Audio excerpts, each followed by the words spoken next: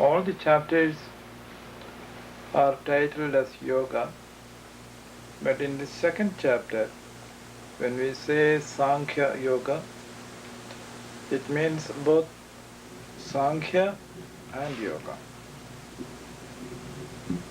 In the middle of the chapter, there is a changeover from the Sankhyan way of looking at things to the Yoga way of looking at things.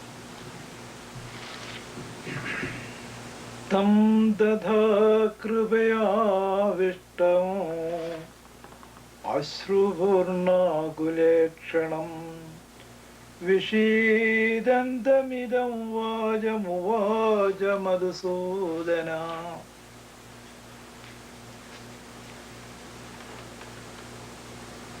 Many people think of Arjuna has gone fearful and became a coward, and that is why he wanted not to fight. But in this chapter, the very first verse, it is said, Ashrupurna Kulekshanam. How Kripaya Avishtam, as he was filled with a great Kripa, kindness, he became tearful. Not that he was afraid of anything, but there was great pity. And that is a great quality. And because of that state of mind, he was crying. And he told Arjuna these words. No, to Arjuna, Sri Krishna said this word. Kudastva kasmalamidam vishame samubhasthidam anaryajushtam asvargyamagirtigaram Arjuna.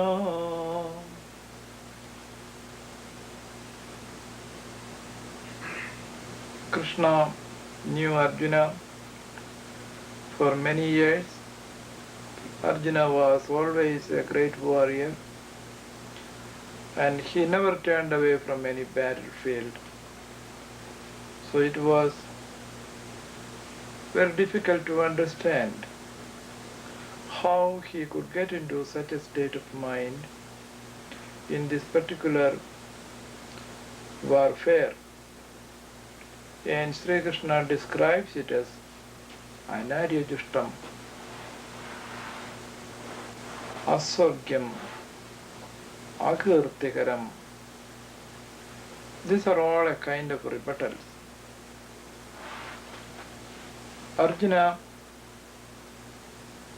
took pride in the fact that he was an Aryan, a Kshatriya, and he did not want anyone to say anything bad about him.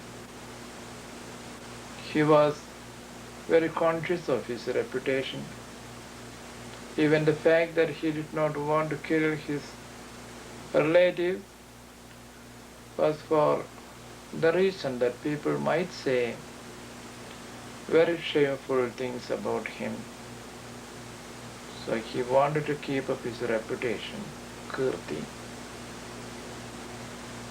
And also he was afraid that he might go to hell if he were to do something wrong.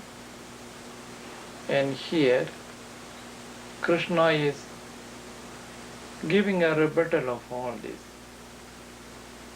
He said, what you are now trying to do befits the Anarya and not the Arya. He does not say that this does not befit an Aryan. He said this befits an Anarya.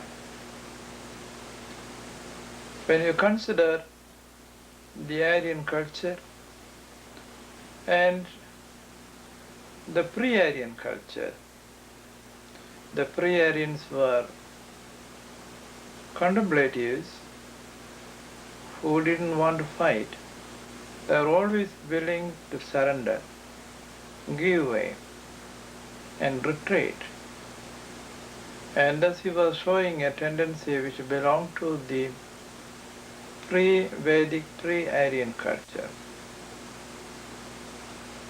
Second thing is, if he was afraid of not going to Sarga, he said this also will bar you from going to Sarga if you do not fight. Because it is believed that a Kshatriya goes to the highest heavens only when he performs his duty. And if he were not to perform the duty, surely he will go into hell. And thus this is against his own interest, not to fight. We should clearly understand at this point that Arjuna is still speaking here as Krishna's friend, and Krishna is offering advice only as a friend and charioteer and not as a guru. The Gita teaching didn't begin yet, and he is still speaking only in the capacity of an ordinary person. And so he says, this will bar you from heaven, and this is going to be against all your reputation. And if you are seeking reputation, this won't bring you any reputation. People will only speak ill of you. And Krishna knew that Arjuna had a public mind.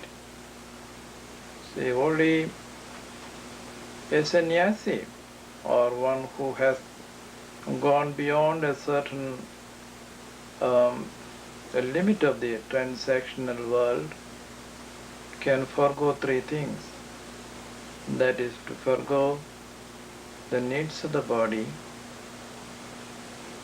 to forego the opinion of the public, and also contradictions that you might see in textbooks or scriptures. Shankara speaks of this as the three liberation. The liberation from Lokavasana, Dehavasana, and Shastravasana. Dehavasana is always wanting to pamper one's body. Lokavasana is always wanting to please the world. And Shastravasana is putting all your faith only in some book, and you do not have a conviction of your own. And Shankara is seeking liberation from all these three in Vivekachudamani.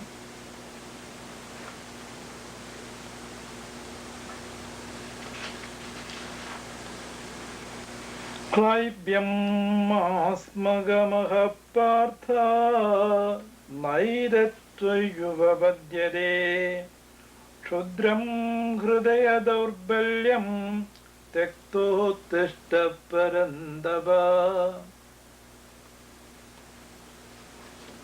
Krishna at this stage wanted to provoke Arjuna. Sometimes a person, when provoked, he will come out with his in his best spirit. Arjuna, being of a rajasic nature, he could be easily provoked. And there was also an old story that Arjuna was once cursed by Urvashi that he may remain for 1 year losing his masculinity, where he was neither male or female. It is shameful for a man to be reminded that he was sometimes not a male person. And Krishna uses that to taunt him. And he says, how could you ever become like this klibada, this non-masculinity? How could it come to you? Leave that. Klaibyam smasmagamaha partha. Oh Partha, you should not be like a eunuch. This does not befit you, and this only shows your feeble-mindedness. And all people think of you as a great warrior, and so you get up. At least you stand. You are sitting there. In the last chapter we saw that Arjuna was sitting. Krishna is not asking him to fight. He said, get up, stand. It is very unfair that you bring people to the battlefield, you make a war cry, you take the challenge, and then you sit there. Also, one more thing. We have seen that Arjuna himself went and sought the help of Krishna. At that time, Krishna told him, you know that I won't fight, I won't take up arms. I come and stand there defenseless. That means if the charioteer has no arms and he was not to fight, it was Arjuna's duty to protect him. Arjuna asked for missiles to come, and missiles were already flying. And in that situation, it is a responsibility of Arjuna that he brought Krishna to the battlefield, provoked the opposite side, and when the missiles were flying, he decided not to fight and sit there.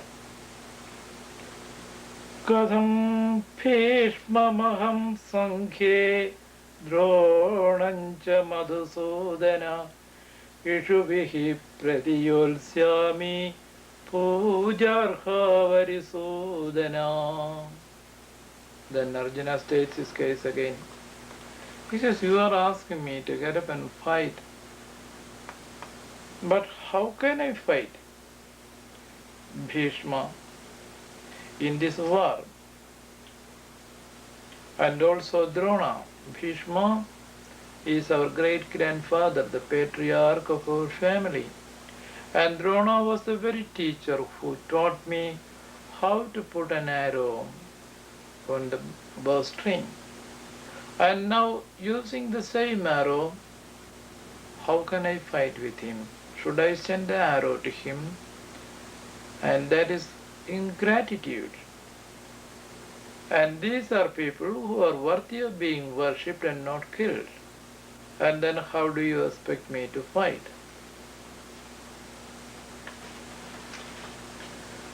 Guru nahatva hi mahanubhavan Shreyo bhoktum bhaichyamabiha loke Hattvardhakamamstu guru nihaiva Bhunjiya bhogan rudhira pradiktan.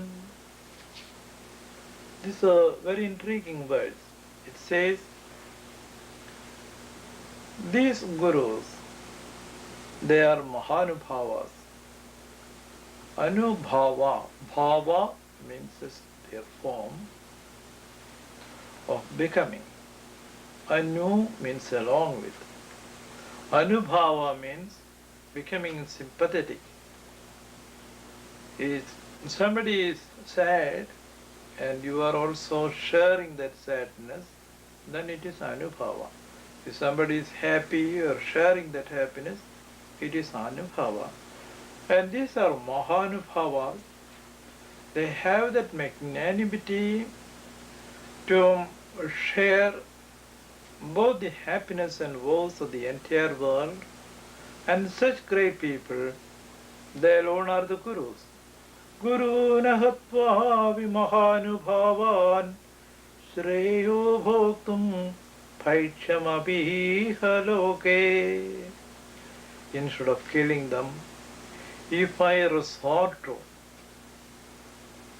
bhaichacharya, that is, if I go and beg my food, if I become a sannyasi, it is much better than killing these great gurus.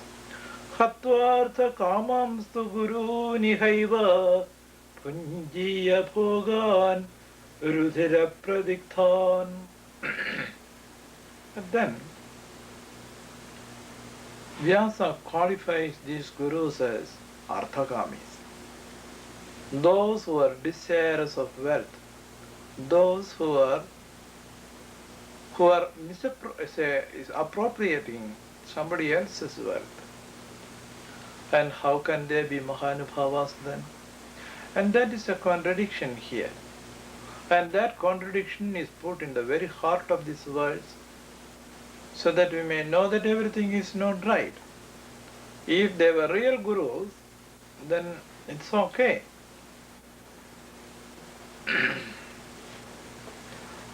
The Lord here, he does not compromise on first principles. Whether it is Drona or Bhishma, if they were to side with injustice, they should be punished. Their past history or respectability, that do not count. And here Vyasa wants to test that. So he says, these gurus, even though they are well known as Mahanubhavas, in a particular context, they are Ardhagamis.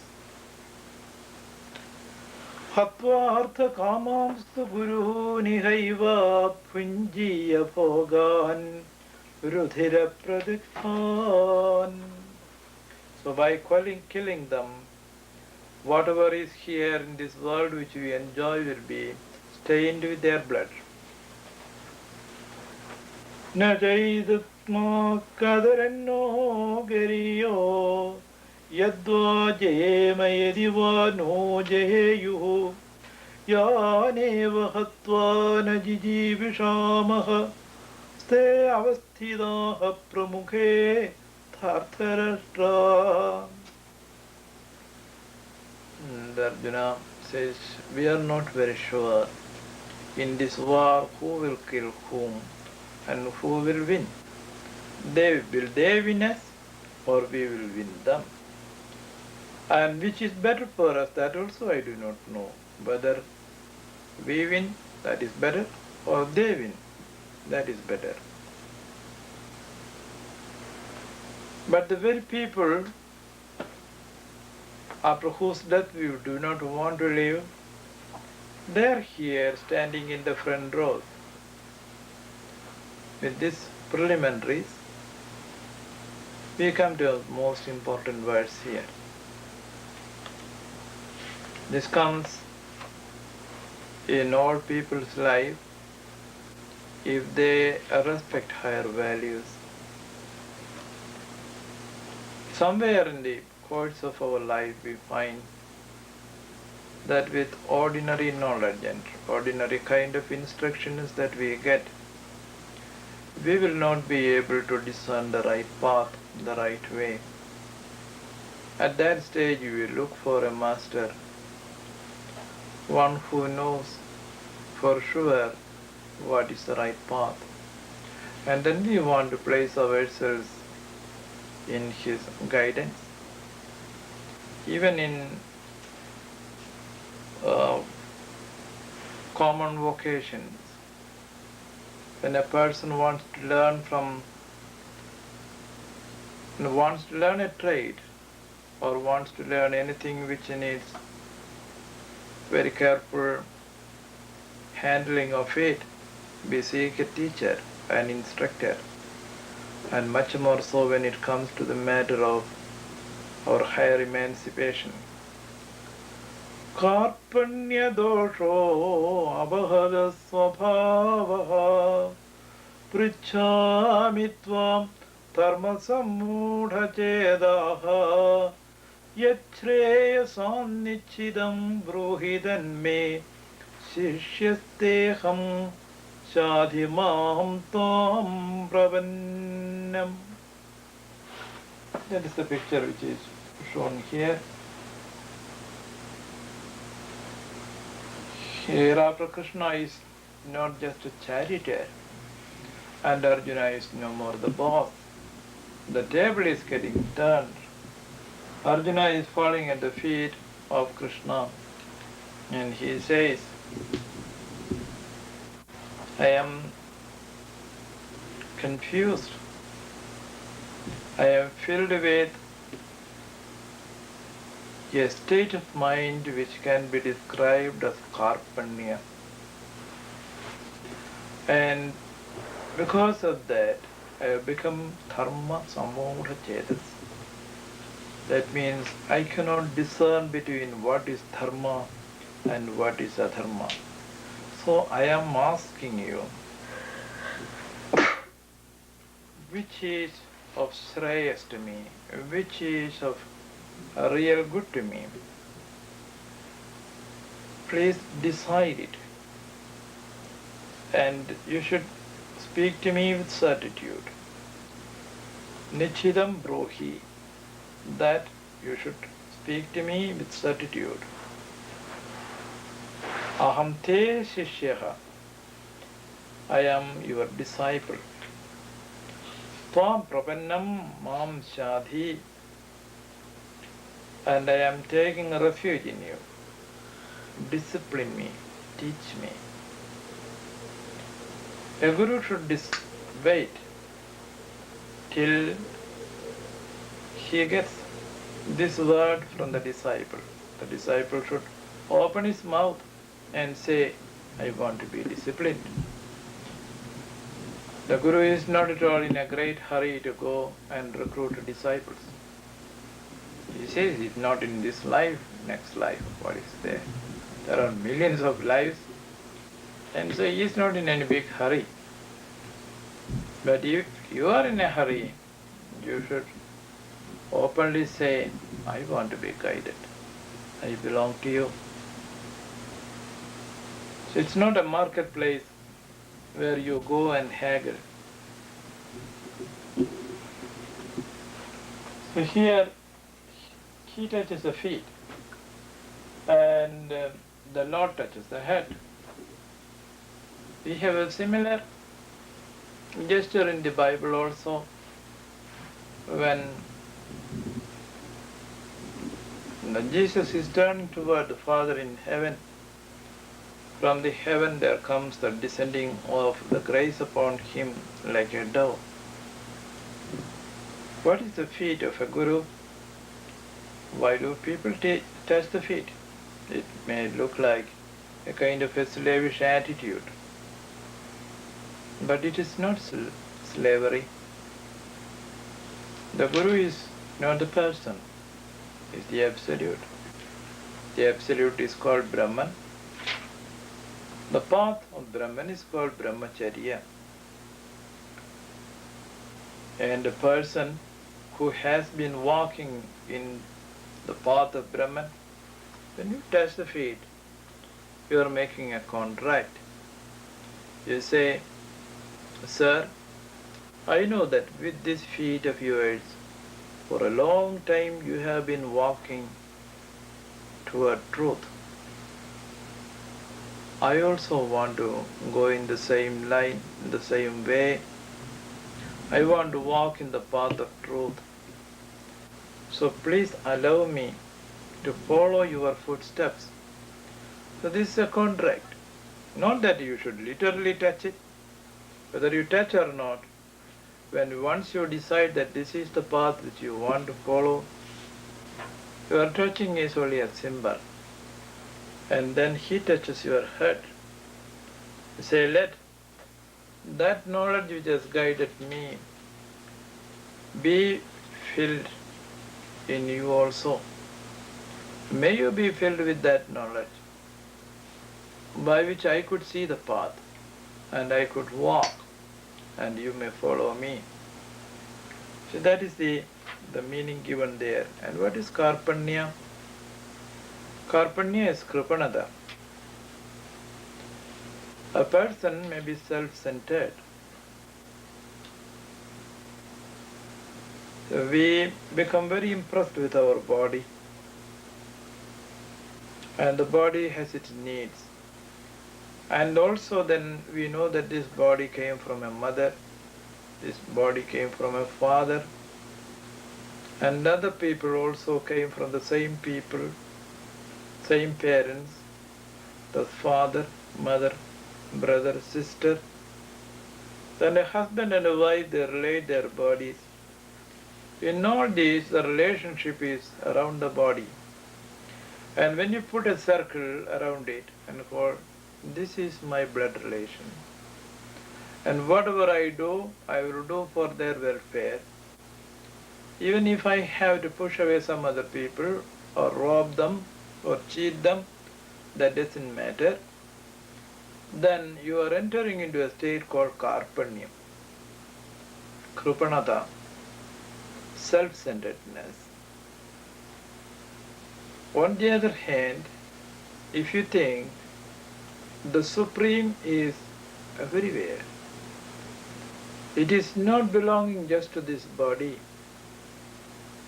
In all forms of life, that is the same Supreme. Then the boundary line is effaced, and he sees the whole world. Then he is concerned with the well-being of the whole world, and when that well-being is treasured in his mind, Karpanya goes, and its place is taken by Krupa, then he becomes a Krupalu. So these are the two examples. A Krupalu, how do we recognize him?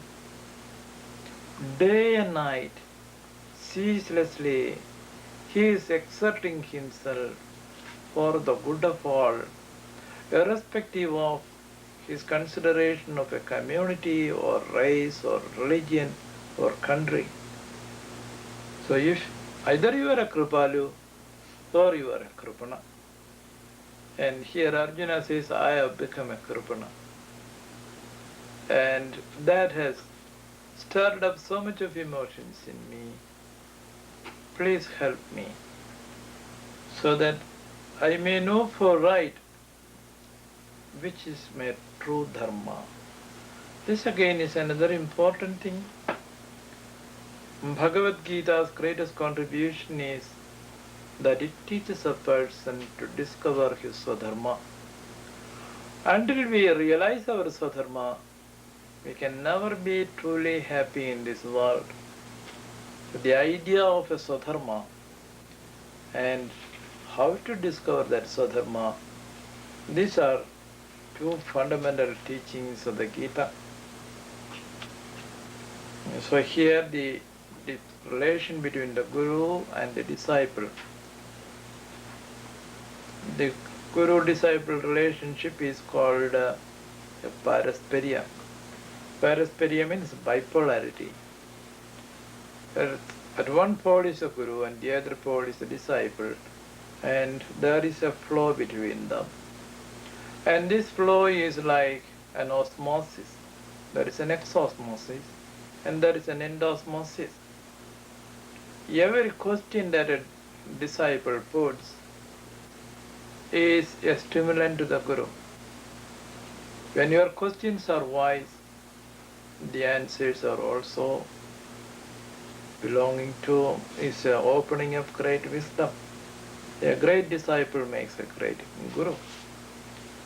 And thus here Arjuna is a very typical disciple, and he puts most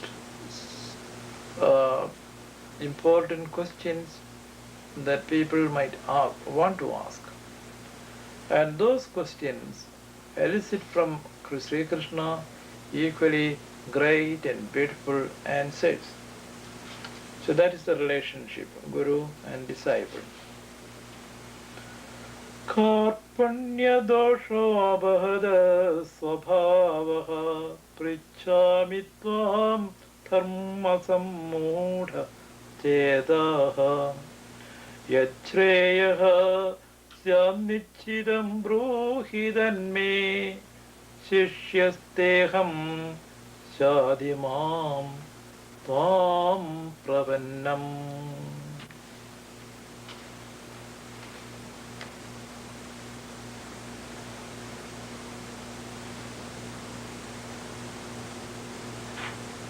Although in the beginning we are very much impressed by the externality of the Guru, his physical form, as you come to know more and more, that physical aspect blurs, and through that we get closer and closer to a higher light.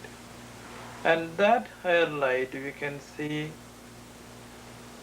as having something common with all true gurus of the world.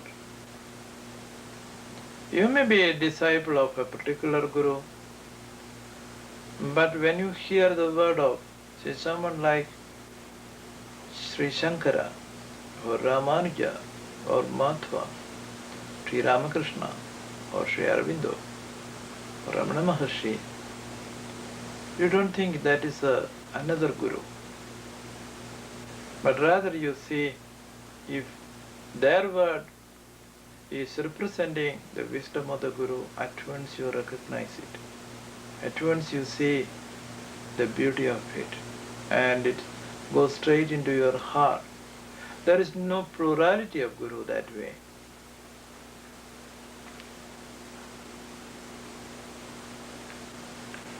Nahi pravashyami mama vanudyat yuchogamutchoshanamindriyanam avapya bhumam asavatnavrutham rajyam suranam avijadivatyam. You see, suppose there is a country where you don't have any enemies and you are having everything that you wanted, and you can even have a reign over the devas. But even in such a state, if your senses are tormented and there is great pain in your heart, what is the good in having such kind of an overlordship? And this is Arjuna's problem. Arjuna says, I am assailed by that kind of a pain. And so these countries and overlordship, that cannot be the answer. Eva muktva Hrishikesham Gudakhesha Parandabaha Nayol Seidi Govinda muktva Tushnim Babhuvaha. This is the third time we are seeing Arjuna coming to total negativity. The first time he could not hold the Gandiva, it was slipping out of his hand. Second time he threw it away. And now for the third time he decidedly put it aside and said, I will not fight. And it is from here, from this point, Sri Krishna has to help him out. Tamuvaja Hrishikeshaha prahasanniva bharata senayor bhayor madhye vishidandamidam vajaha. This is a very beautiful verse. Here both Krishna and Arjuna are placed in the middle of the battlefield. On one side the Pandava army, on the other the Kaurava army. Arjuna cries. Why he cries? He says, on my side I see my own brothers and my very dear people. And on the other side I see my patriarch, the chief of my clan, my teacher. And these are all very dear people. And that makes me very unhappy. So he cries. Sri Krishna stands there as if he was smiling. How could Krishna do that? On the side of the Pandavas, all the people were Krishna's dearest devotees. And on the side of the Kauravas, a number of people of the infantry, cavalry, chariots were all Krishna's own people. Only the previous night they were handed over to Duryodhana. That's it. Krishna was facing his very people on the side of the Kauravas, and he had his dear people on the side of the Pandavas. In a way, Krishna should be more disturbed than Arjuna, but he was standing there as if he was smiling. There is a secret of the divine sport which we see in the smile of the Lord. But he does not say that he laughed at Arjuna. He only say, Prahasaniva. Not that he even laughed or smiled. Prahasaniva. He looked as if he was going to smile. Now the Gita teaching begins. Ashocyananyashojatsam prajnavadam cha bhashase gadasu na gadasum cha manushochandi pandita.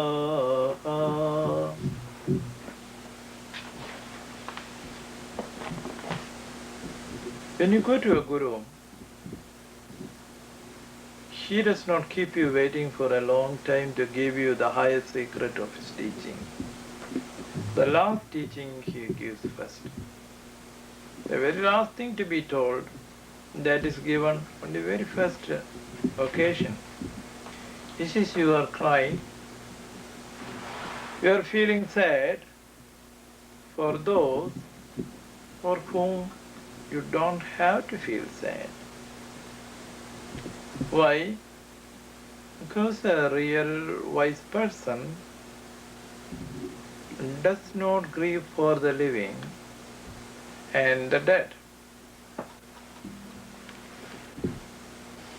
Here we have a symbolic picture here. On the side we see two snowmen, and the sun is there. The snowmen are melting, and that means like a dead person who is perishing. They are melting and the water is flowing. Where it is flowing they do not know. Those who are seeing only the snowmen there, they do not know where the water is going. The water enters a fountain, and then it has become a cheerful fountain. It has become very lively in another manner. So if you know the transformation, then you won't grieve. It was good to see them as snowmen. It is also good to see them as a fountain. So where is any need for any grief? Only then our eyes are sealed and we do not see what is happening, then that will disturb us. So the wise man does not grieve for the living and also for the dead. And Sri Krishna had the transparency of vision to see through time, to see through space, and to see through all the bodies that manifest. And therefore he was not at all perturbed. And Arjuna took upon him many things which were unwarranted. In his personal self-esteem, he thought, I am a great warrior and these people are all now going to die at my feet, at my hand. Why should he think like that? They might kill him. But he thinks, no, I am going to kill Drona, I am going to kill Bhishma, and all these people are going to die. That was unwarranted. Secondly, he says they will die. If they do not die in the warfare, will they not die at some other time? They will anyway die. So when there was a war between Pakistan and India, the newspaper people, media, they wanted to know what was Nataraj Guru's idea about war. And he thought if he gave some incentive to people to go and have a big war with Pakistan and kill them, people may become all stirred up. And so they came and asked. Guru said, there is no need for war. You leave the Pakistanis with me. I shall see that they are all killed. Not one day, slowly. If you give enough time, if you wait for some time, they will all die out one after another. Why should you want all to be killed on the same day? So a wise man does not see the meaning in people dying all at once. They will anyway die someday. So that was the Arjuna. Arjuna could not see that all people are perishable. They will all die. So it was not his responsibility.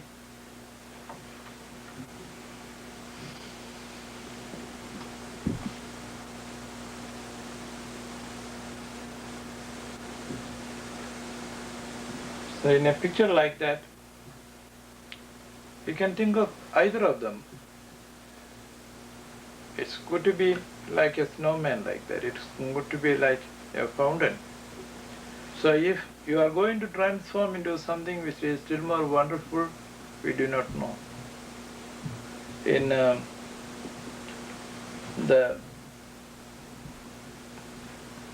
last days of Socrates, when he was about to take poison and all his dearest disciples were around, he sent away the women and children so that they may not cry.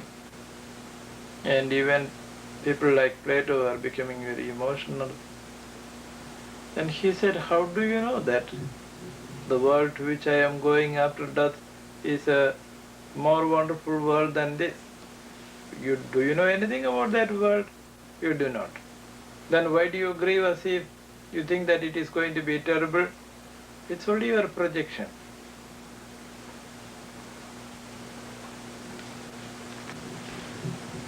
Natvevaham jadvinasam natvam neme janadhibaha nachaiva na bhavishyamaha sarve vayamadaparam. There was no time when I was not, nor these kings. And there is not going to be a time when all this will not be. Thus he sees the continuity of everything. We were in some form previously, and afterwards we will again be in some form. In the Lilopakhana of Yoga Vasishta Ramayana, Leela, a certain woman, she was very much in love with her husband. And when the husband was about to die, she prayed to Saraswati that his soul should not leave her room, and she wanted always to worship him. Saraswati appeared and said, all right, if that is so, I grant you that boon. You put rose petals on the body of your husband, he will always remain here. But after a couple of days, Saraswati appeared and said, Leela, do you want to know who your husband was previously? Previously, when he was about to die, his wife made the same request, that he should not leave her house. Do you want to go and have a look at that wife and also that body of your husband which was lying there? And she was curious. She said, all right, we will go and see. And she was taken there. And then after a couple of days, she asked, do you want to know where your husband is actually now? And then she was taken to a country where he was a great king. And there Leela saw a woman who was exactly like her, in every detail. And they were living. And in each case, there were 70 or 80 years in between two deaths, or the first death and the second death and the next person's life. And then he said all this happened only in the course of the last 3 days. So we have a time sense which could be very different in another world or another order of things. And what we consider 100 years may be just 5 minutes. And thus there will be this continuity. And this continuity we do not know. And those who see that, they cannot take it very seriously. And now, next one. Dehinosmin yatha dehe kaumaram yauvanam jara तथा देहांतर प्राप्तिः धीरस्तत्र न मुह्यति.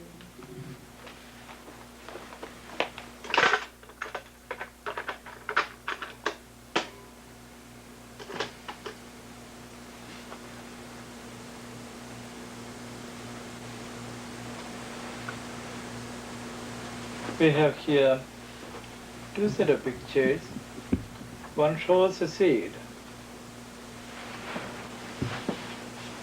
and then the seed is sprouting, it becomes a sapling, then it becomes a fully mature tree, and that is bearing fruits, and the fruits are falling, and from the fruit again there is sprouting, just like a baby in the womb.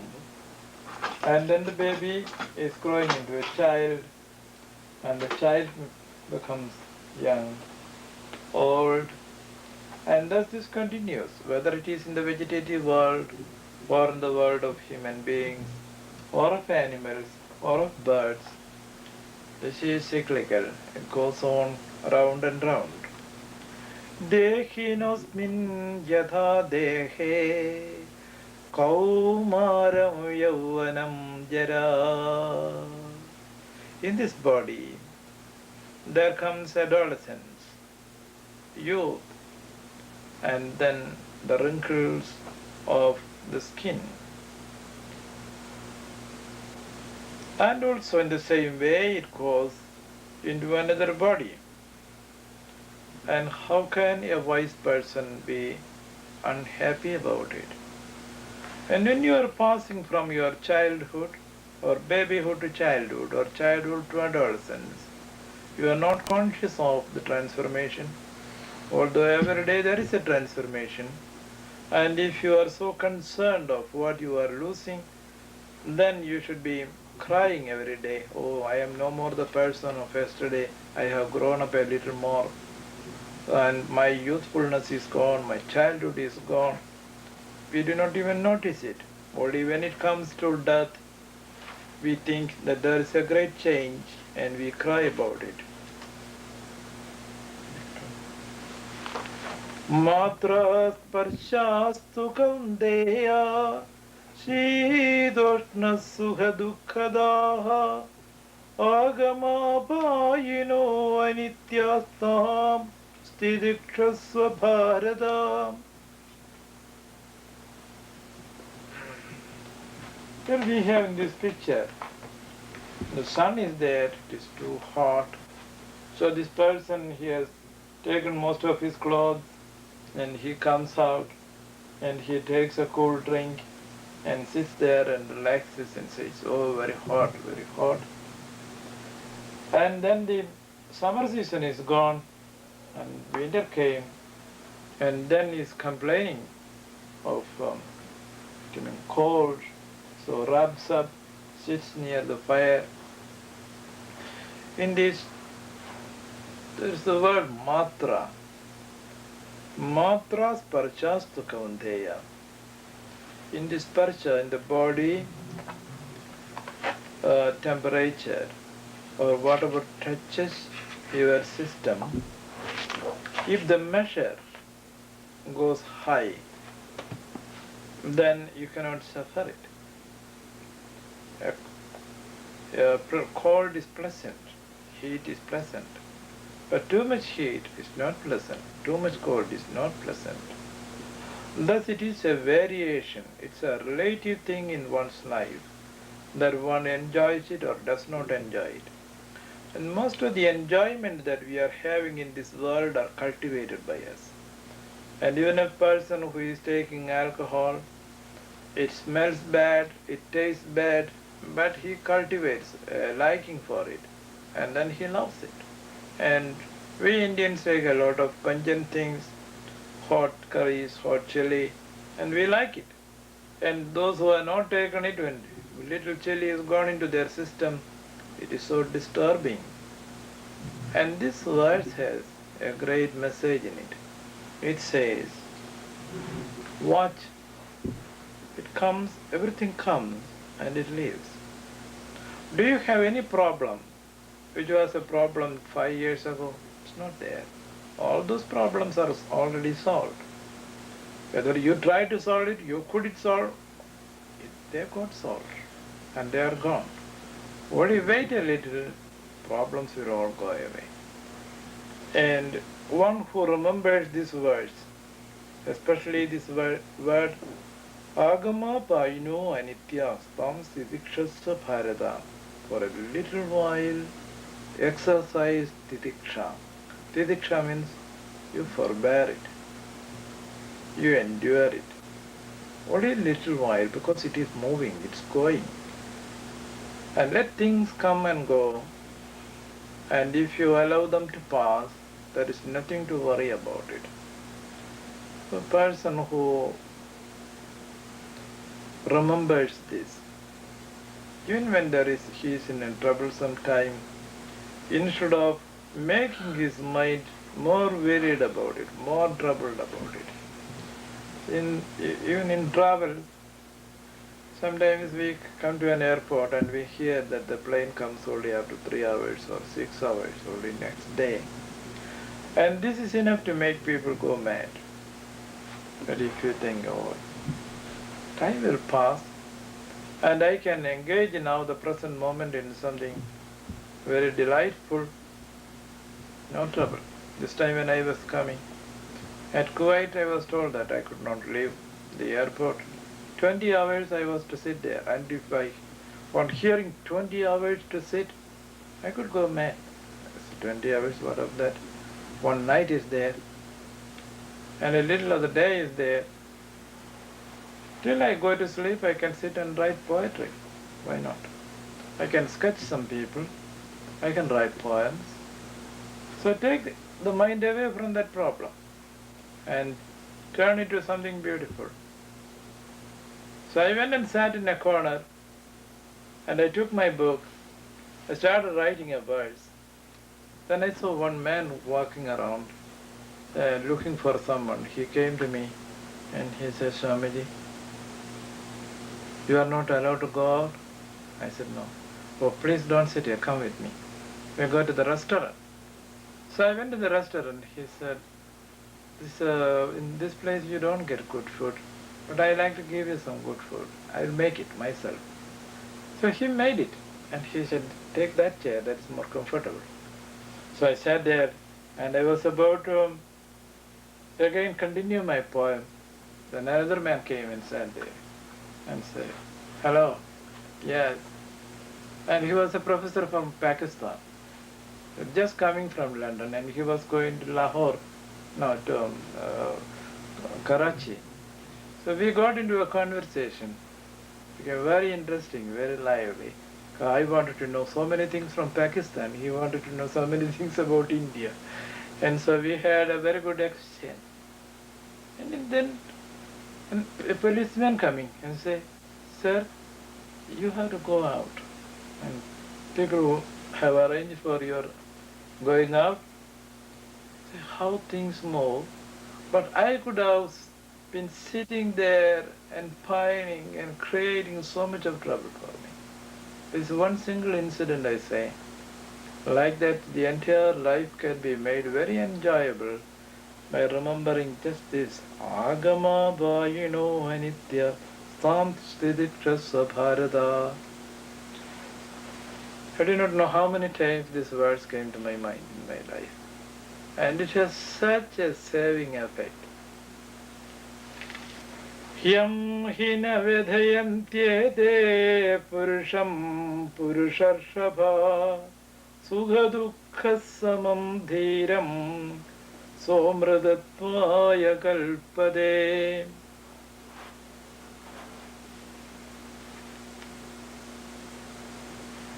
Therefore, it is good for us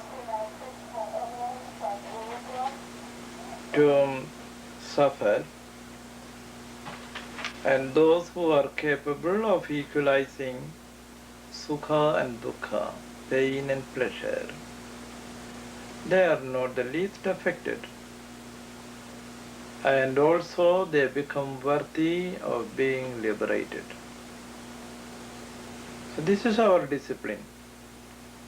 We are reading Gita not for becoming scholars, but for personal effect on us. The personal effect is how we can liberate ourselves from the various bondages. The bondages here are not something which you have to think of the past karma. Of course, past karma is there. But here and now, what we feel, how we can make our mind liberated from a very constricting feeling, something which makes you feel so bad in this moment, to release from it and bring a joy, bring that cheerfulness. And for that, learn how to equalize the mind. And that is a good discipline. If you have no pain, how can you learn how to withstand pain? So you welcome it. In the Quran and in Islamic life particularly, they do not pray to God to take away the pain, but they pray God to give them courage to receive, accept it.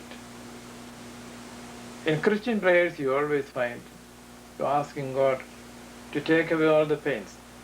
And in Islamic prayers, they say, "Oh Allah, merciful, you give me the courage to withstand the trial. You know everything. You are giving me this occasion, this disease, this pain.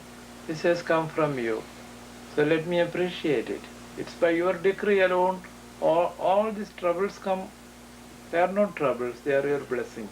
Because you have decreed it." And to think that way, we can get a new attitude, an attitude to cope with pains of life. The next one, 16. Na sado vidyade bhavo, na bhavo vidyade sadaha, ubhayor vidrishtondastanayos tattvadarshibhi.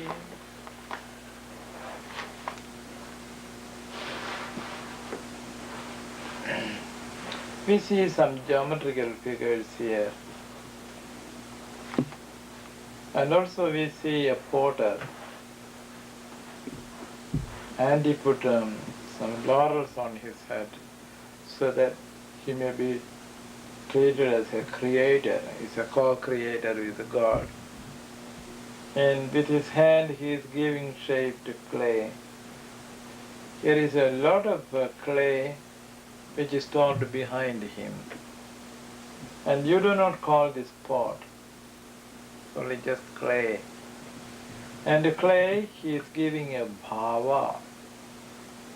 And when the bhava is given, different kinds of pots evolve.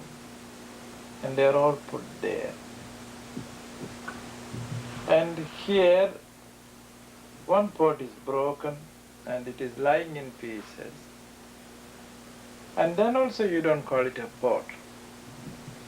See, here is clay, and in this clay, the possibility of the pot is there. It's called the Pragabhava. And when it is broken, it is called Prathamsa Bhava. Now in this particular verse, which is a very seemingly simple verse, but it is not simple. And this has led to so much of controversy that if you read the commentaries of great teachers like Shankara, Shankara has written several pages to explain the meaning of this. We have to go very slow with it. Na sado vidyade bhavo, na bhavo vidyade sadaha. Ubhayorapi drishtvandastanyo tattvadarshibhihi. Asat, that which has no sat. Bhavaha, that means beingness. Na vidyade is not known, not seen. Sadaha, for that which exists. Abhavaha, non-beingness. Na vidyade is not there.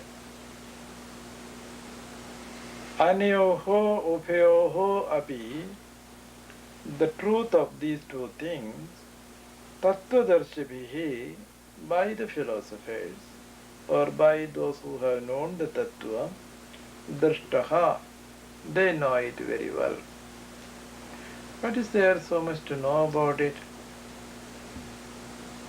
There is so much to know about this.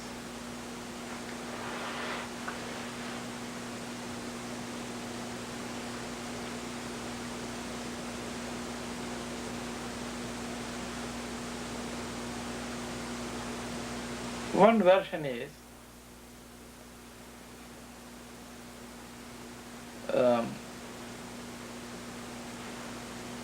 if a thing is true, it should exist now, it should have been existing yesterday, and it should be existing tomorrow also.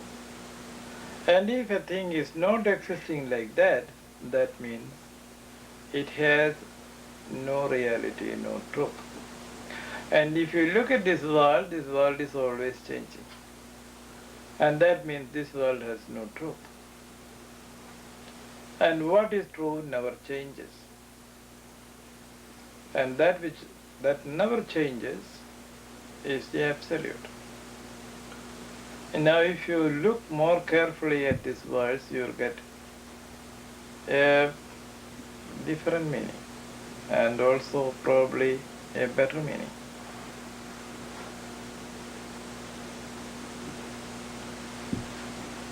This clay, that clay continues in the pot. Even when he is changing and shaping, the same clay, its existence is continuing there. And when it is becoming the pot, then also it is continuing there. And when it is broken, then also it is continuing there. So anything to have a form, that form has come from the beingness of the one thing out of which everything is made. And if that is so, we cannot say that this world is an unreal world. So our child is a baby. The baby is growing into a child, into an adolescent, into a youthful person. And because of these changes, do they become less real? Do they become less valuable? They are always valuable. And that value, according to these words, if you take it in the sense that only Sat alone can have power, it is the highest truth which is now seen as the child, seen as the adolescent, seen as anything, everything. And that makes immediately the whole world not really real. And to that real world, there comes a new dimension. That dimension is, you now start seeing it as the absolute reality, the whole truth. And the absolute reality has three unchanging qualities or property. You cannot call quality or property aspects. One is that it always exists. Second thing is, exists means Sat. Second thing is that it lends itself to be known, called Chit. and then it is representing one value or the other. So all the values that we see, even in garbage, it has a value. So you see the continuation, the overall presence of one existence, the overall presence of one knowledge, and the overall presence of one value. And that value may be presented in a million forms. That knowledge may be presented with a million names and forms. And that existence may be presented also differently. But one who gains the transparency to see that one existence, you see, this person, the creator of the pot, when the clay which is put on the wheel is not giving the shape which he desired, he knows that it is not just a pot, it is still the same clay. So he can once again reshape it, or rechange it. These fixations of the pot, etc., are not in his mind. Only an outsider who sees a pot and a pan different, he thinks they're entirely different. But that kind of differentiation which we see in the pot and the pan are only our relative understanding. But if we have an absolutist knowledge, we are not carried away by their shape or the form. In and through that, all the form and shape, we see the same reality. And that brings a new attitude to us. When we see like that, we get a new attitude. A man's color may be black or white. A man may look like your family member or another person, but you are seeing only the divine. And as you are seeing the divine, the externalities won't affect you. That's a story of a very old man coming on a rainy day when there was big storm outside, and he comes and knocks at the door of the great patriarch Abraham. So Abraham, father, he opened the door and saw a very old man, maybe 90-year-old. He was soaked and he was wet. He was brought in. And then he took him straight to change his clothes and to offer him food. So at the fireplace he was made to sit and he was offered food. And when he was offered food, he was so hungry, so he just grabbed and he was starting to put in his mouth. Saying this, Abraham said, "You don't want to pray to the Lord and thank for the food?" He said, "Which Lord? I'm 90-year-old. I never prayed any time. I do not know to whom I should thank. You wretched person, you don't deserve all these things." And so he pulled him out of the house and sent him once again into the rain. And when that man was gone, there was a big light in the room. And Abraham knew it was God. And he listened.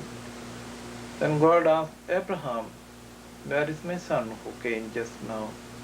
"Your son?" "Here came an old man who refused to pray even when I offered him food in your name." He said, "Abraham, I took care of him for 90 years. You couldn't keep him for one night. Just as what he was, I kept him for 90 years.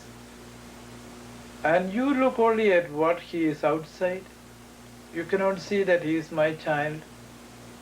So that is the kind of attitude that comes to us when we understand the gist of these words. We see the one reality which is presenting itself in so many forms. It's a puzzle. But like one discovering the jigsaw puzzle, you see straight what is presented to you is none other than the Lord.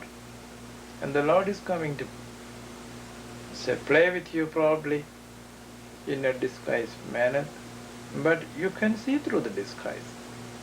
Your mother is putting on a frightful face, and she may be covering her body, her head with her sari, and makes a funny sound, and the child gets annoyed or cry, and then she takes the sari off, and the child knows that is the mother.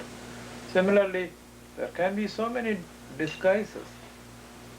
But seeing through the disguise, then you are seeing what is spoken of here as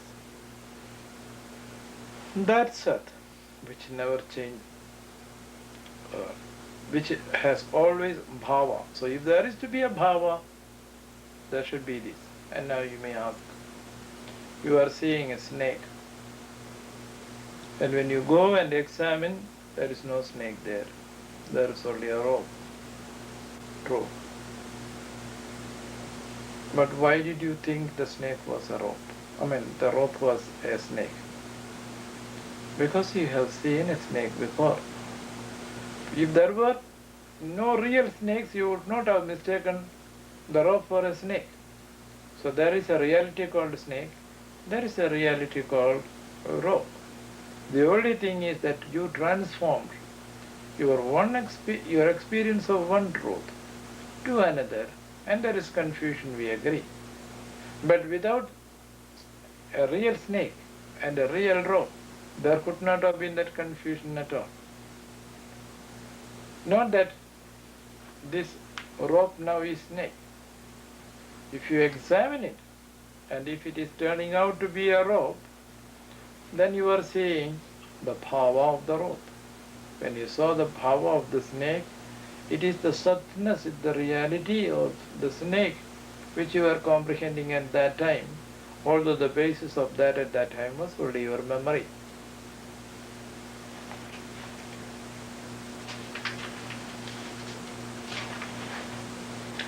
Avinashidu dadvithi yena sarvamidam dadam vinashamahvesyasya na kachit kartumarhadi. And that which pervades everything, you should know that has no destruction. And if something cannot be destroyed, then you should not think that you are the destroyer of it or you are going to destroy. But here, Arjuna was having all this terrible feeling that he is the agent for the destruction of all these people. So if you are speaking of the body, that is perishable. If you are speaking of the soul, that is imperishable. So make sure for yourself, where do you come in the picture? Antavandai me deha nitya sukta sharirinaha anashino aprameyasya tasmadyuthasa bharata. That which is eternal, which has no destruction, and which cannot be discerned of its true nature. When such a one is seen to be in this body, that body has end, and why should you be worried about that, which is only for a little while presented through a body, and therefore you get up and you fight. Yayenam vetti handaram yacchainam manyade hadam uphautau na vijanido nyayam handina hanyade. One who thinks that he is a person who kills the Atma, and this one is killed now. Both these people do not know this reality because the self does not kill and is not killed. न जायते म्रियते वा कदाचिन्नायं भूत्वा भविता वा न भूयः अजो नित्यः शाश्वतोऽयं पुराणो न हन्यते हन्यमाने शरीरे.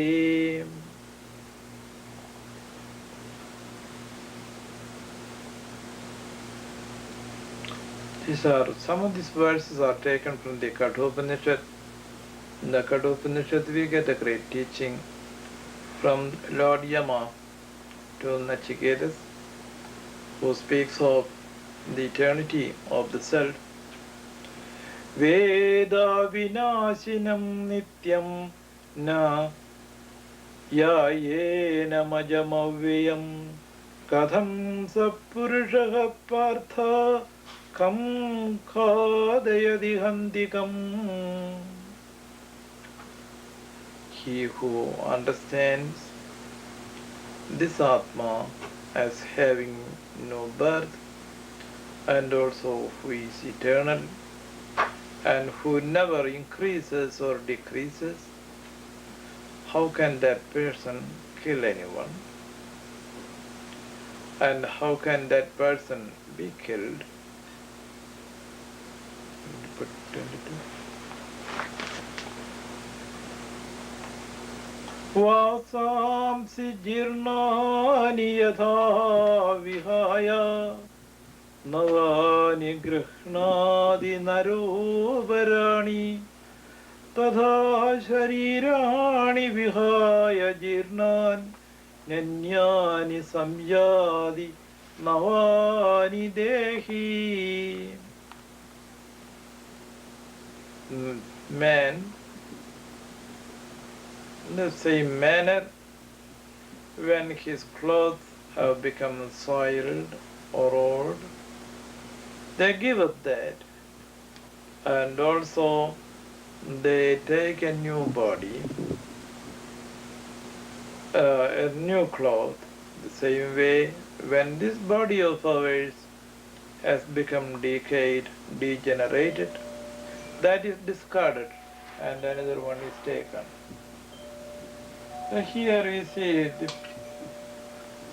a person with just that died, and he is holding in his hand his old body like a cloth which he was wearing, and he already saw the possibility of a new body into which he can enter.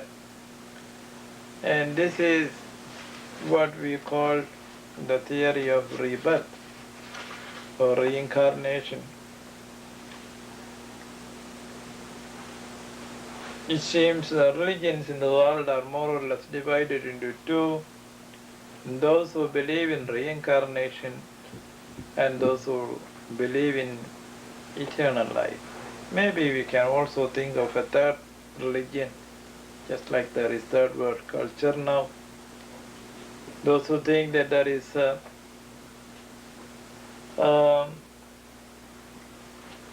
please consider.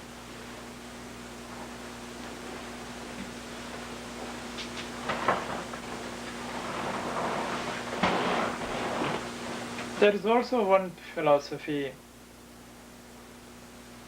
that this body of yours has sprung up from some adhering molecules, and after some time it falls apart, and that's the end of it. So there is no eternal life and no rebirth, no reincarnation.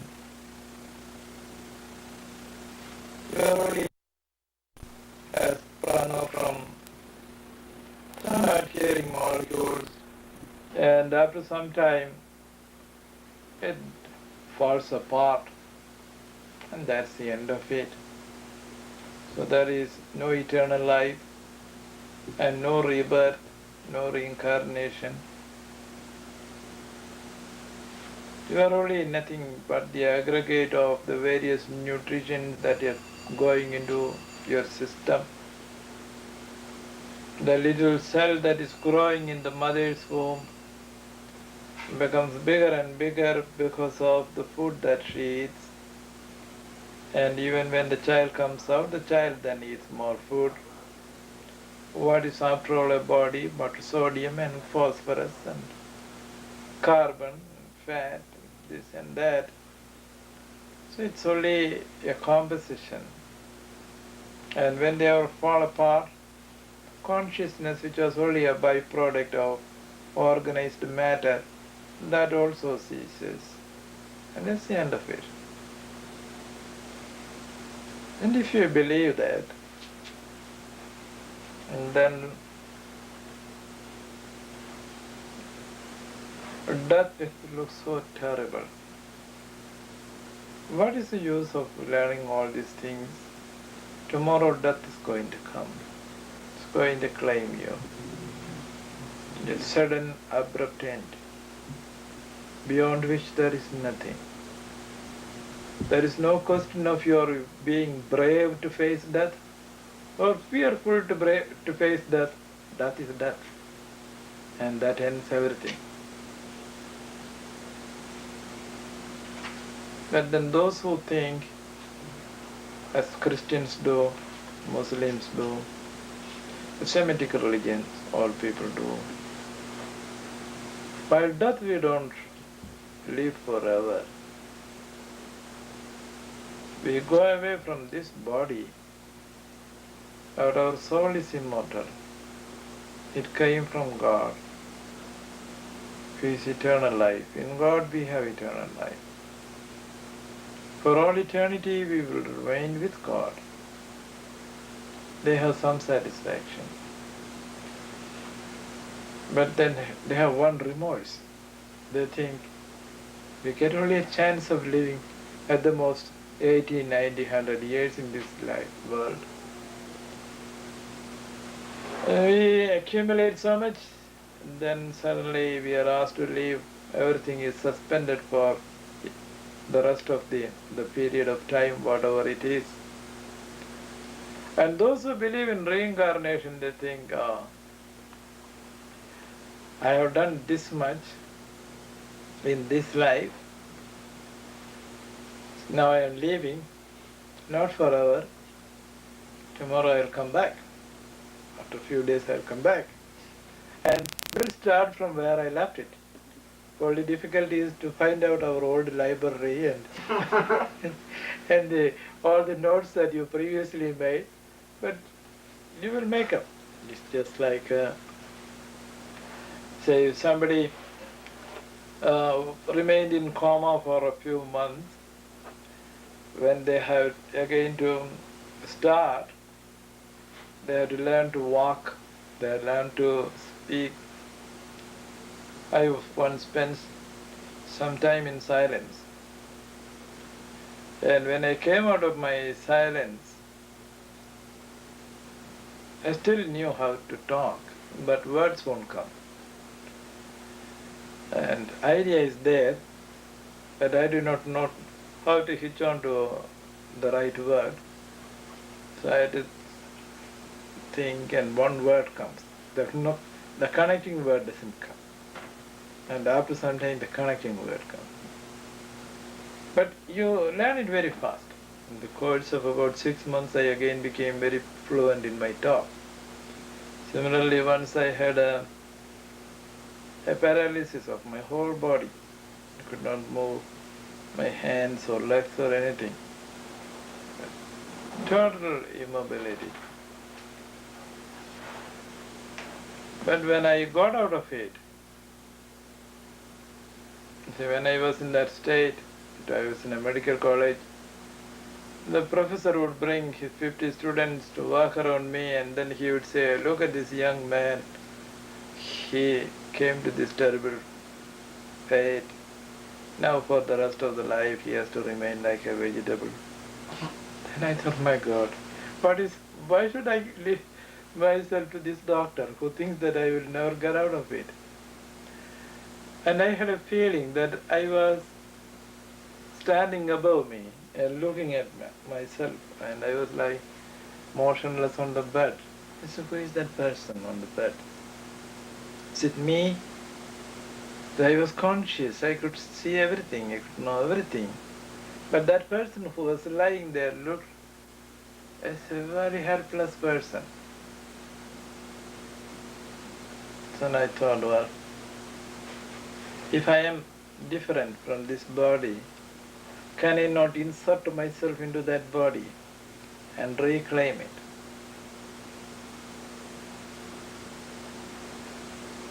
So I spent a whole day wanting to put a little movement to my little finger, concentrating everything on that, lying there and slowly wanting to move my little finger.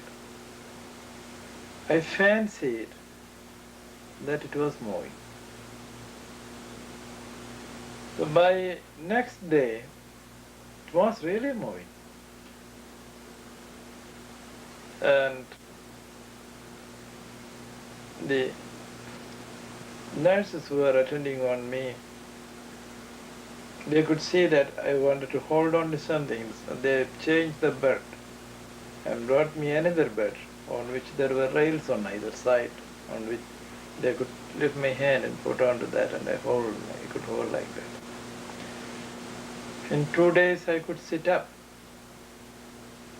and then I could stand, just like a baby. A baby learning once again how to stand, and then how to move. So they brought me a chair-like thing which moves. I could hold on it, and as it slowly moves, I could make one step, another step, relearning everything. I think reincarnation is like that. You catch up with it again, and then you grow through the whole process, and then you die. So people who believe this, they have a sense of leisure, because they are not dying the only one last death, one of the deaths. And when somebody is born, they are also not very happy or unhappy. One of these our births taken. Now we do not know whose theory is right, whether the materialist theory is right, or the Semitic religion's theory is right, or the Oriental religion's theory is right. But here when they say this person, he is dead, and he sees his old body, and he is discarding it. And then on the other side is the new body he is going to take. It was in Amsterdam when we were recently there. We were reading the Tibetan Book of the Dead. And in the Tibetan Book of the Dead, they give a description which looks very, very feasible of a few days before death. Death does not come like that, you see. Death is already there by your bedside. In the hospital, the doctor is there, the nurses are there, your relatives are there, and death is also there waiting. And there is an invisible guest who is there. And the invisible guest is building around you. First, there is the encroaching of a dream world around you. And that is preparing your soul, so to say, to leave this body. And when it leaves the body, it's already in that dream world. Not the dream that we see usually. This is a more cosmic dream. A dream in which the whole world is floating, so to say. In Gaudapada's Karika, what we call the world, he treats as a world of dreams, a cosmic dream. And everything is there because of the sankalpa, that is the willful imagination of the divine, of the Lord. It is that into that dream that you pass on. Then you are taken away. So, according to them, even after leaving the body, The soul does not leave that place for 3 or 4 days. It remains there around. And so the Tibetan masters, they have devised various kinds of rituals by which the departed soul can be guided from one stage to another stage and another stage until they go to the rest place. And there they wait for the maturation and they start developing prenatal symptoms of another incarnation. And Jung's psychology is very much based on the ideas which he derived from the Tibetan Book of the Dead, the Mahaparinibbana Sutra or Sutta. Mahaparinirvana Sutra in Sanskrit and Mahaparinibbana Sutta. When you carefully read it, it gives you a great insight into the function of the psyche in you and how, apart from the physical system of ours, there is an equally feasible system which is interpolated into it or introjected into it. And that is also spoken of in the Upanishad, Brihadaranyaka. When a person is entering into deep sleep, and from that again he slips into a dream, who is it that is dreaming? And how can the dreamer create around the dreamer,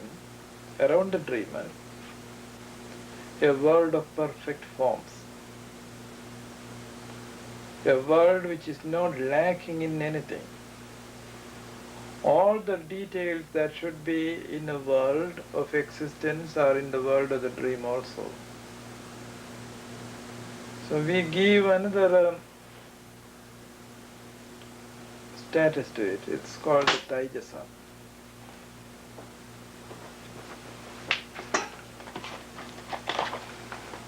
Taijasa and see, the first, when you are in the wakeful world, that is called the Jagrat. In the Jagrat or the wakeful world, you have what we call a sense of agency, agency of relating with an external world. It's called Vishwa Abhimani. Vishwa means the world,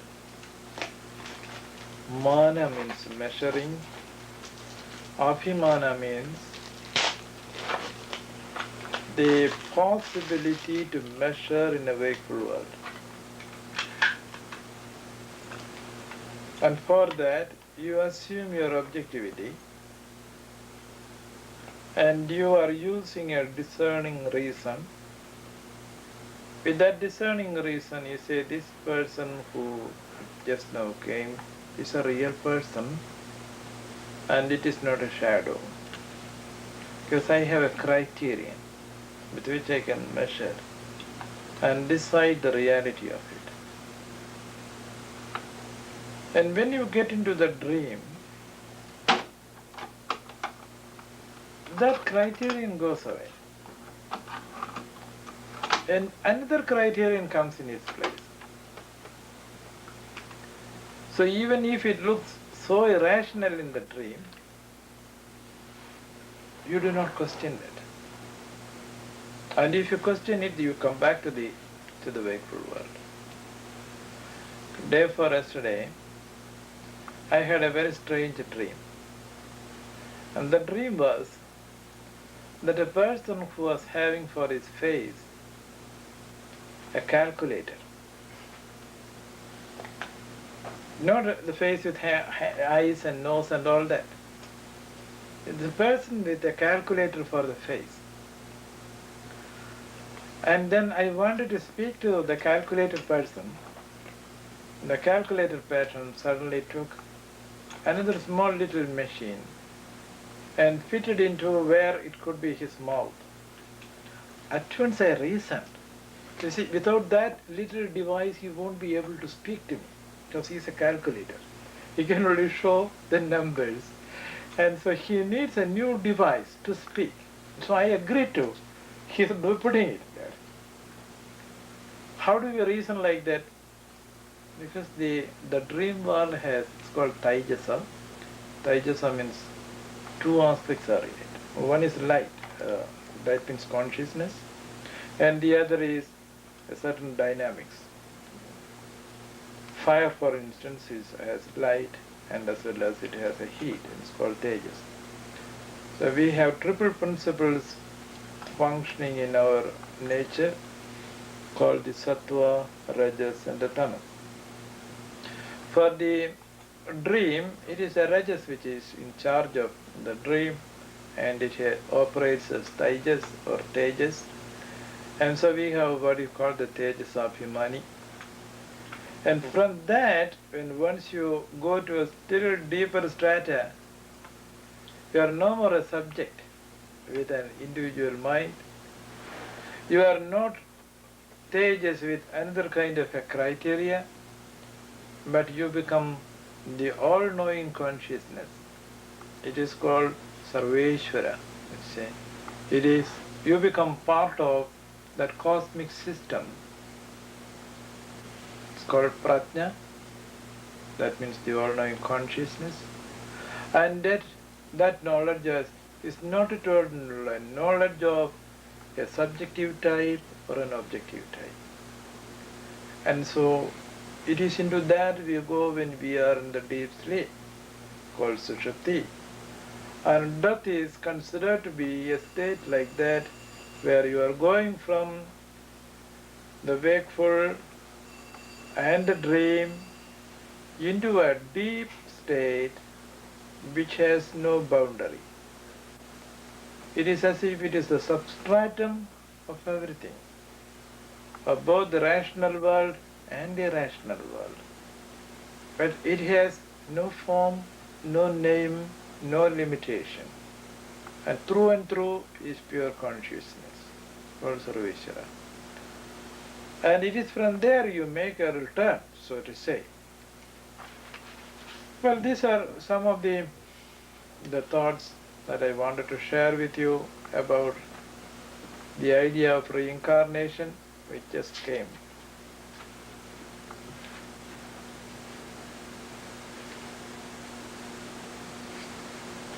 Look at that green one here. The yellow one, yeah.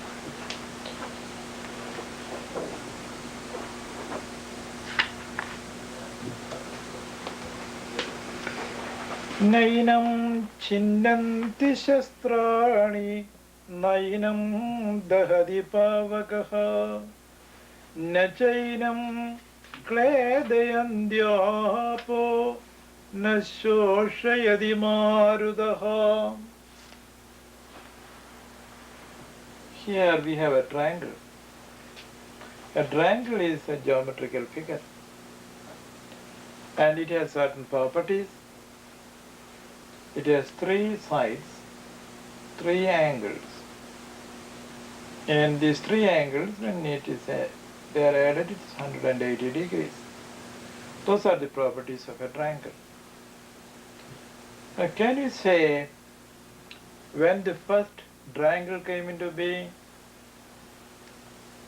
Not when it is drawn.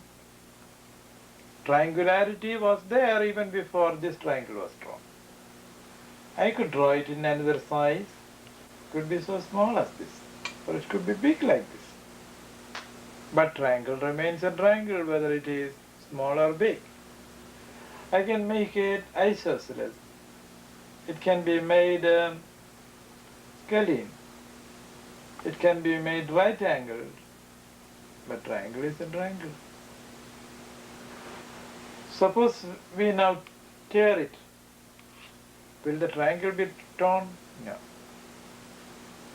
Can we wet the triangle by pouring water on it? You can wet the paper, but not the triangle. Can we set fire to the triangle? No.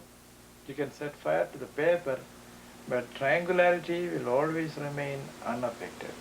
You cannot cut it. Similarly, the truth which we adore here, the truth never changes. And every visible triangle is wholly a manifestation of triangularity. And this is only a shadowy status, because it is only a representative. What we call the self here, when it is in a person, it is like a triangle like this. So the material through which it has manifested, you can dampen it, you can burn it, you can do anything to it, but in principle, it is never affected. Nainam chinnanti shastrani, that is never cut by a sword. Nainam dahadi pavaka, is never burned with fire. Nachainam kledayantyavo, and it is never wet with water. Nashoshayadi marudaha, the wind cannot evaporate away. Achedyoyam adahyoyam akledyo shoshayevacha nityaha sarvagadaha stanurachaloyam sanadana. It is again repeated. This is never cut, this is never burned, this is never made wet, and this is always remaining eternal. Because this triangle, it can be drawn in Japan, can be drawn in China, in Africa, anywhere, because the possibility is infinite. And wherever you do it, it will always retain its nature.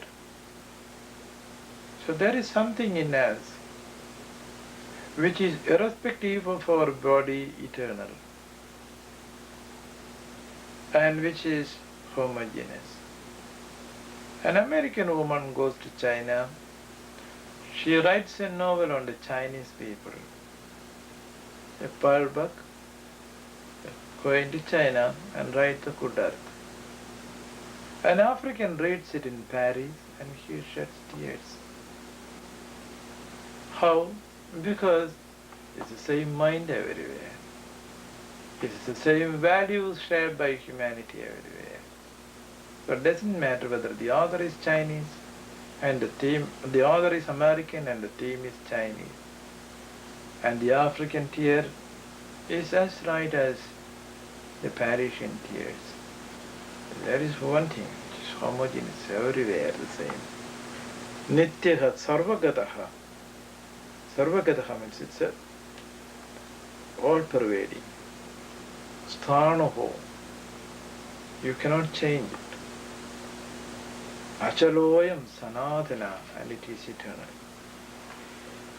Avyaktoyam ajindyoyam avigaryoyam uchyade tasmadevam viditvenam nanushojadi marhasi. When you think of that aspect of the self, you should say, it cannot be fully comprehended. And it cannot be transformed or changed. And when once you get that idea, there is nothing to be said about in this world. Adhachainam nityajadam nityam va manyase mridam tadhavitvam mahabaho naivam shojidam arhasi. Or if you are a materialist, then also it's okay. Just know that all these are particles and they are coming together, they are falling apart, and that is its nature. In that case, then also there you don't have to be afraid of death or to grieve about death. Jādasya hi dhruvo mrityuh dhruvam janma mritasya ca tasmādapariharyārthe natvam shochidumarhasi. Here is another verse of the Gita which is very consoling. Any person who has a birth, he will surely die. One who dies will surely be born. What is important here is, when something is inevitable, accept it. And when you once accept what is inevitable, that is the solution. The Lord Buddha says, if there is pain, sit erect and suffer it. And if the pain is too much, you cannot suffer, he says, clench your fist, bite your teeth, suffer it. And if you still cannot suffer it, lie down on your belly and suffer it. And even then, there's no way you have to suffer it. Because it is inevitable. So what is inevitable, accept. That is the solution. Number 28.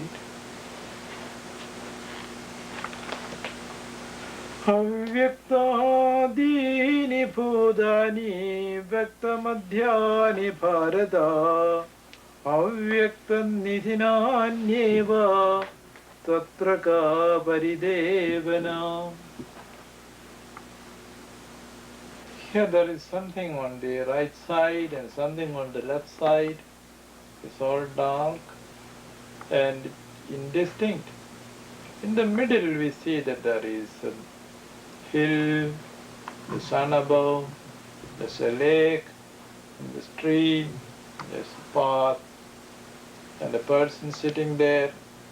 So the middle part of it is clear. The beginning of it is not clear. The end of it is not clear. Our life is also like that. From where did we come, we do not know. But now we know that we are here and we are in a certain form, and the immediate things, programs of the day we know, and what will be our future, it is also indistinct, not known to us. So don't worry about it, that's all.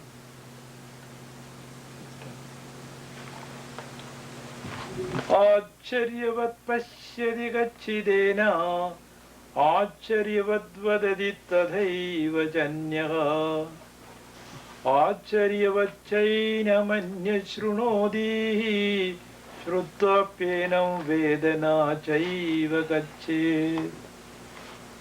So one man sees it as a great wonder, and another person speaks of it as a great wonder.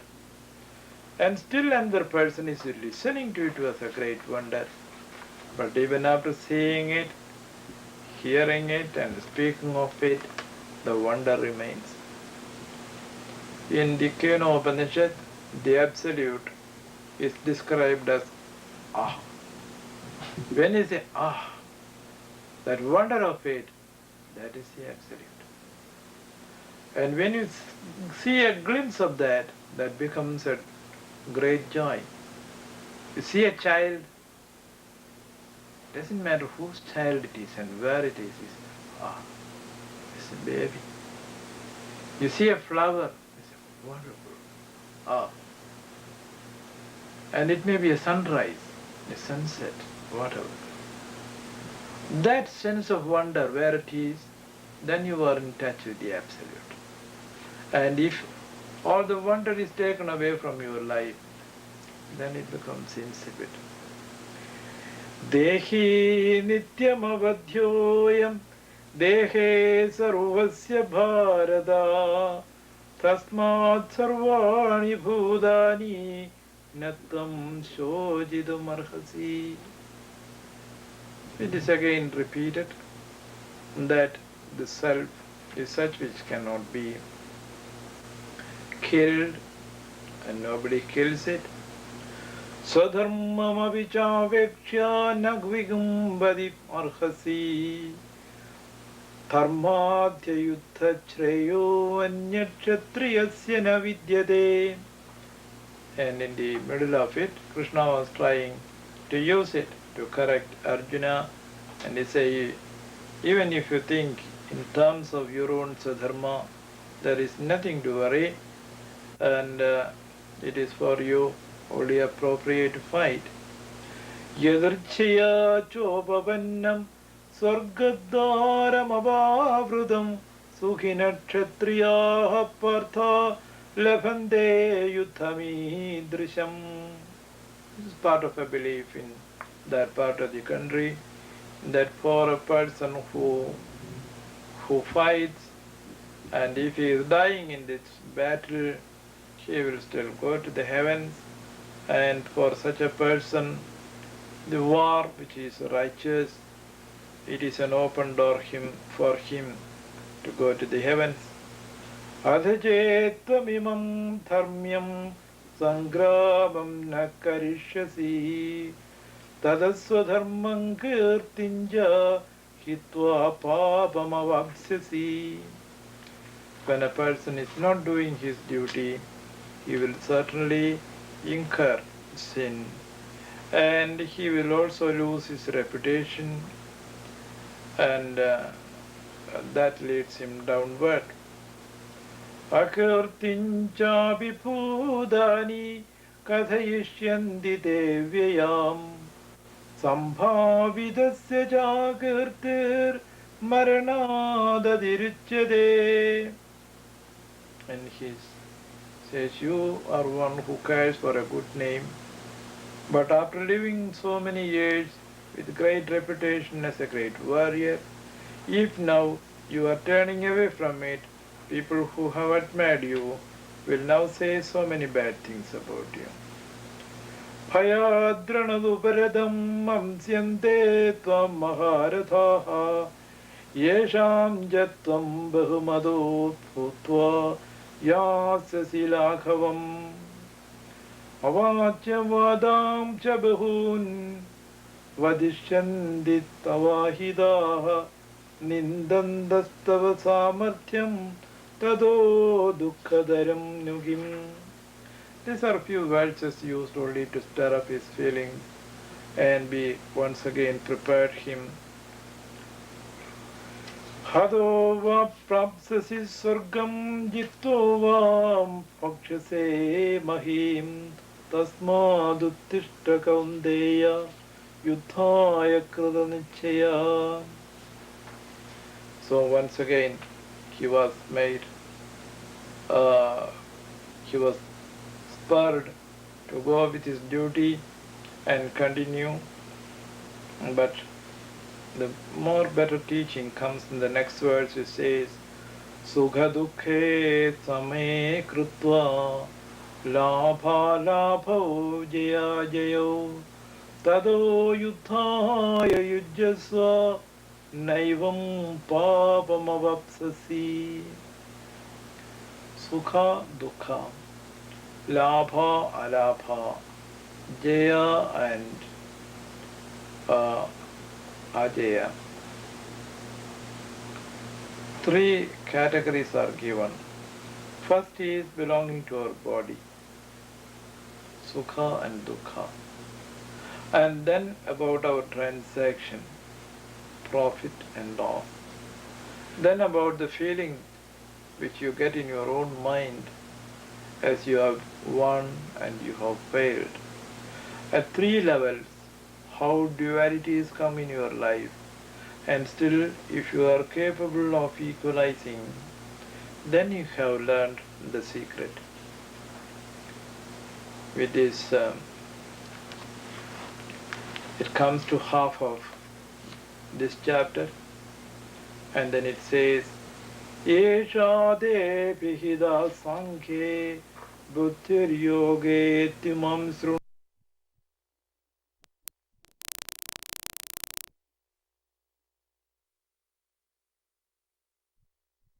yoge timam srunu buddhya yukto yaya.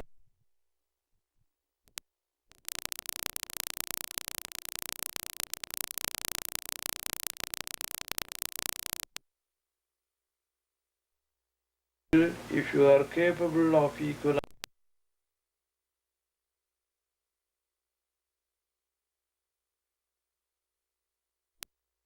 have learned the secret.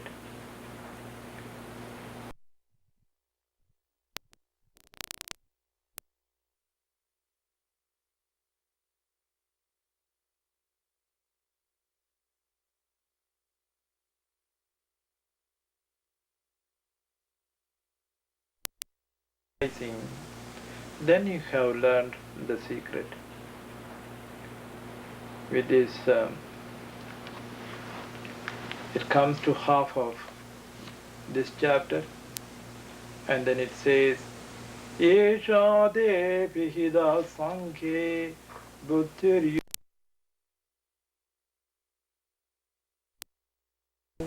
buddhruno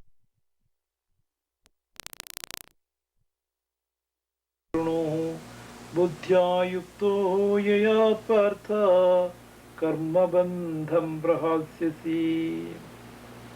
So far I have been telling you the philosophy of looking at things from the point of view of the Sankhya.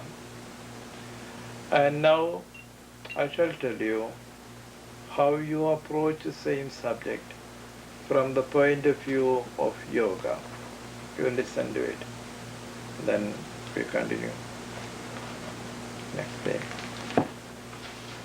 Om Purnamada Purnamidam Purnat Purnamudachyate Purnasya Purnamadaya Purnameva Vasishyate. Om Shanti Shanti Shanti.